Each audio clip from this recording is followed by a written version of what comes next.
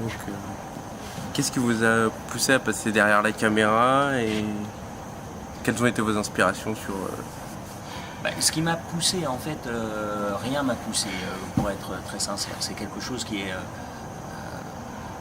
ça fait 30 ans que je joue, et pendant 25 ans, j'ai dit je ne réaliserai jamais. J'ai eu tort. Il y a 5 ans, ça a commencé à me titiller vraiment. Vraiment. Mais voilà, j'en sentais l'envie. Mais j'adore le cinéma. Et je me dis, on ne fait pas un film parce qu'on en a envie, on fait un film parce qu'on en a besoin, parce que ça devient nécessaire, parce que c'est quelque chose qui doit être très fort. Et donc j'ai laissé cette envie un peu en silence, mais ça venait, et puis 2 ans après, c'est devenu, j'ai besoin. Et ça, il y a une corrélation avec la proposition, quand Lilou Fogli m'a parlé de cette idée, de 2 personnages qui seraient de part et d'autre d'un mur, tout ça, je me suis dit, dis donc, je trouve ça intéressant, est-ce que tu as envie de développer? Donc comme j'ai 2 sociétés, et une de mes sociétés, je lui ai dit, voilà, je veux une proposition, si tu t'en sens capable, dans un an. Elle a bossé pendant un an, elle m'a sorti une version, la version 1. J'ai lu, je me suis dit, ça j'aimerais bien en faire un film. Donc je suis rentré dans l'écriture avec elle, puis avec Tristan Schumann et avec Mathieu Lyon. Et on a bossé à des différentes étapes, différents moments, tout ça. Et puis au bout d'un moment, j'ai eu mon film. J'ai eu mon scénario, le truc où j'ai fait ah oui ça. Et alors à partir de ce moment-là, à part la recherche de financement qui est compliquée et qui est jamais très agréable, mais rien ne pouvait m'arrêter. J'étais habité quoi, comme aujourd'hui. Mais voilà, ça devient, tu respires avec ça. Il n'y a plus de questions. Dans le film, moi j'ai trouvé qu'il y avait plein de styles différents par moment. Au début, je trouvais qu'il y a un côté très Tex Avery, avec la confrontation des deux qui vont se taper dessus sans même se rencontrer. Il y a un côté presque hommage au film au cinéma muet, quand elle fait son repas avec un inconnu. Est-ce que vous aviez des choses en tête de se dire ah bah tiens je vais rajouter ce petit truc pour mieux m'approprier le. Alors en fait non, pour moi tout ça est cohérent, mais parce qu'en fait je me suis jamais posé la question. C'est rigolo d'ailleurs, c'est qu'en fait ce qui constitue un être humain, c'est plein de choses. C'est-à-dire qu'on est nous remplis de plein de choses, de temps en temps de paradoxes, de trucs conflictuels internes et tout ça. Mais dans la narration, pour moi tout ça est la même narration. C'est-à-dire que d'être dans le burlesque ne veut pas dire faire tout un film burlesque. C'est-à-dire qu'il y a des situations dans la vie qui sont burlesques, il y a des moments qui sont dramatiques, il y a des moments qui sont complètement chaotiques et tout ça. Donc quand, de manière inconsciente, je pense, la manière dont j'ai fait le film, elle est moi, elle est ce que j'attends du cinéma. C'est-à-dire qu'elle n'est pas de faire une démonstration de différentes choses. Pour moi, en fait, ça est une chose. C'est-à-dire que à aucun moment, je me suis dit, je vais faire un peu de ça, puis un peu de ça, puis un peu de ça. Pour moi, c'est la même. Mais dans cette... j'avais pas j'étais pas spectateur de ce que je faisais. J'étais en phase, et je suis en phase avec mon film, en fait. C'est-à-dire que chaque séquence, chaque plan, chaque décor, chaque chose est pensée, réfléchie, décidée, choisie, habitée. Alors après, ça parle pas aux gens, on n'y peut rien. La seule chose que je sais aujourd'hui, la seule chose que je peux dire sans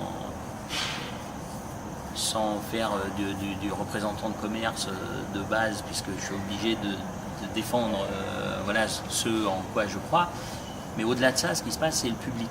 C'est des films, un peu beaucoup aveuglément, est un film de genre. C'est une comédie. La comédie, elle a une chose absolue qui doit y avoir, c'est faire rire.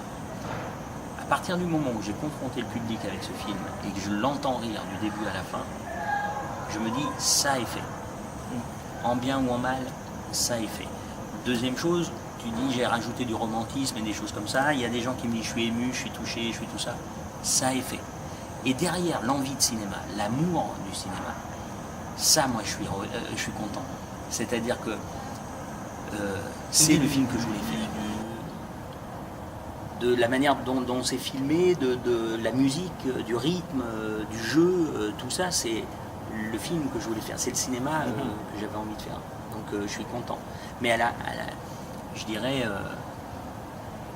c'est extra d'être heureux du travail qu'on a fait, mais c'est pas de l'autosatisfaction. C'est ça que je veux dire. C'est que c'est pas, je suis pas en train de me caresser. Voilà. C'est juste un vrai. C'est ce que je voulais faire. Ouais. Donc c'est agréable d'avoir réussi à faire ce qu'on voulait faire. Et d'ailleurs, moi, avec ce décor de ces 2 appartements, donc ça a été filmé dans le décor de studio, ça m'a vraiment fait penser au cinéma, aux romances hollywoodiennes des années 50, type Billy Wilder, ce film. Ça faisait aussi partie de ça, voilà, volonté d'être en studio, ça prend des questions pratiques, pour vraiment ressortir une ambiance d'un Paris un peu imaginaire, un peu romantique. Oui, bien sûr. C'est-à-dire que par exemple le cinéma auquel vous faites référence des années 40-50 américains, hollywoodiens, au-delà de la comédie et de la comédie romantique dont on pourrait parler, Capra, Lubitsch, tout ça et tout, je trouve remarquable, c'est des grands réalisateurs. Donc, mais ce que j'aime bien, c'est il y a quelque chose, je pense, où je me reconnais, pas dans le talent de ces gens-là, mais dans comment on fait le cinéma quand il est un cinéma de commande. C'est-à-dire que c'est ce que j'aime dans le cinéma de genre, c'est qu'il a pour fonction première d'un cahier des charges très clair. Je fais un polar, demain, le cinéma hollywoodien de ces années-là dit aux gars, voilà, il faut que les gens aient peur, voilà le scénario, est-ce que tu as envie de le faire ou pas? Et en fait, c'est toute la manière dont il va... C'est toute la manière dont il va... Je vais la tenir. C'est toute la manière dont il va le réaliser qui va faire qu'on y voit autre chose, on va plus loin, et où on y voit quelque chose d'intime. Et ça, j'adore, parce que c'est-à-dire que il y a la dimension spectaculaire, c'est-à-dire rendez-vous au cinéma pour avoir peur, rendez-vous au cinéma pour aller rire, rendez-vous au cinéma pour de l'aventure, et puis derrière, la manière dont c'est réalisé, la manière dont c'est fait, alors ça va faire écho à des choses. Et moi, c'est ça qui m'a fait aller au cinéma. C'est le cinéma de genre, c'est-à-dire, tu vois les westerns de John Ford, tu vois Street Jazz, tout ça, tu fais... pourquoi ça m'a tellement... parce que ça va plus loin que le spectacle. Et du coup, je pense que c'est l'endroit où je me retrouve le plus. Et comme je suis tombé amoureux complètement de ce métier de réalisation, mais un choc, c'est la plus belle chose qui me soit arrivée professionnellement dans ma vie, je me souhaite de faire d'autres films, et je pense que ce sera forcément toujours avec un support qui est un support de genre. Parce que c'est aussi une manière qui doit me correspondre, pudique, de parler de soi derrière quelque chose qui est d'abord un rendez-vous pour réunir les gens dans la salle. Sur la musique, vous avez travaillé avec Guillaume Roussel. Ouais. Est-ce que vous pouvez nous expliquer un peu comment vous avez travaillé sur les choix musicaux? Et vous, est-ce que vous êtes aussi fan de Serge Lama? Alors, sur la musique, la rencontre avec Guillaume a été formidable. Mais comme avec pratiquement tous les chefs de poste sur le film, c'est-à-dire qu'il y en a que je connaissais, évidemment, le chef opérateur Thierry Pouget, avec qui j'avais travaillé, et à qui j'ai dit, voilà, on va faire c'est un chef opérateur que je trouve extrêmement talentueux, sous-exploité, tant mieux, parce que pour moi, du coup, il était libre. Et puis, il a fait le choix de venir, quelqu'un qui travaille énormément, mais pas forcément sur du long métrage. Et la rencontre avec Guillaume, voilà, on a tout de suite compris de quoi on parlait.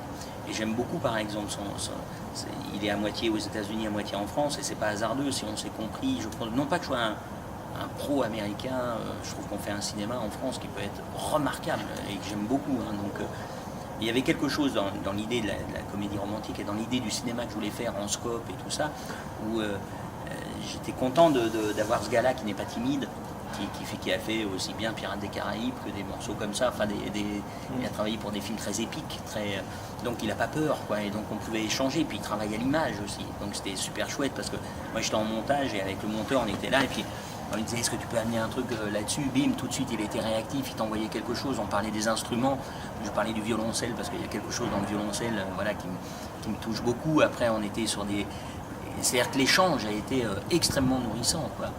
Et il aimait beaucoup le film et il aimait beaucoup comment je l'avais filmé, donc du coup il y avait une vraie rencontre qui était voilà, on partage quelque chose de fort et c'est génial la musique. Et quant à Serge Lama, oui, j'aime beaucoup Serge Lama, mais dans le film, il a une fonction au-delà de Serge Lama. C'est-à-dire que ce qui m'intéressait, c'était déjà dans l'esprit de la comédie, c'est-à-dire de passer de Chopin à Serge Lama, alors qu'ils ont eu un orgasme sur Chopin, d'avoir Serge Lama derrière, ça me fait rire, surtout avec Je suis malade. Mais concrètement, la variété et la variété de qualité nous a tous habités. C'est-à-dire que j'aime bien ce tronc commun qu'on a, c'est très culturel, c'est de se dire que, voilà, moi, en 77, quand il fait Je suis malade, je suis Quepon, j'écoute les Clash, les Sex Pistols, je suis avec des potes, tu vois, où on parle que de ça, mais je disais pas qu'il m'arrivait voilà, d'attendre mon père dans la 4L et d'entendre Serge Lama et d'avoir un gros chagrin parce que ça parlait d'un truc où je me disais, ouais, en fait, il parle de moi.